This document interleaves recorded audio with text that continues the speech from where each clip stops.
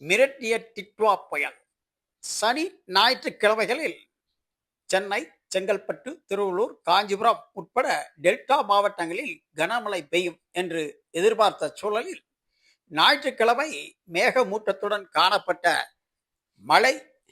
ஆனால் திங்கட்கிழமை 24 மணி நேரமும் கொட்டி தீர்த்தது. இந்த மழை தொடர்ந்து பெய்து கொண்டிருப்பதால் செங்கல்பட்டு, திருவள்ளூர், சென்னை 3 மாவட்டங்களுக்கு நாளை பள்ளி கல்லூரிகளுக்கு விடுமுறை அறிவிக்கப்பட்டுள்ளது.